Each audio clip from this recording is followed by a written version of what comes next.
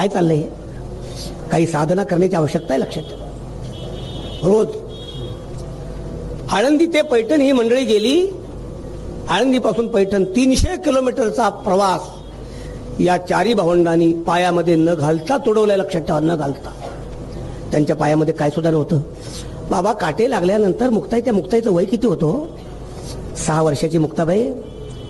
दादा माझे पाय दुखतात रे, असं ती मुक्ताबाई म्हणायची. आणि निवृत्तीनाथानं मुक्ताबाईला खांद्यावर घ्या. काय प्रसंग असेल लक्षात ठेवा. एसीच्या गाडीत बसलेल्या महाराजांना याचं भान पाहिजे की आपल्याला एसी गाडी मिळावी म्हणून ज्ञानोबारायांनी पैठणपर्यंतचा रस्ता अनवाणी पायाने तुडवला. लक्षात ठेवा.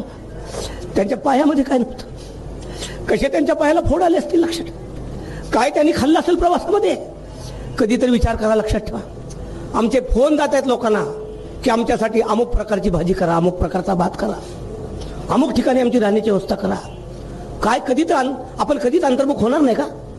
व्हायचं नाही असं ठरवलं का आपण?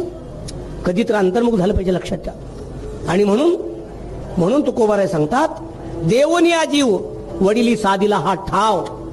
आमच्या पूर्वजांनी जीवाचं समर्पण करून हे वारकरी संप्रदायाची इमारत उभी केली. लक्षात ठेवा. केला भोगवटा आम्हाला की आपल्यासाठी. आपण त्याचा भोग घेत असताना कमीत कमी आपल्याला याचं भान पाहिजे की आपल्या पूर्वजांच्या तत्व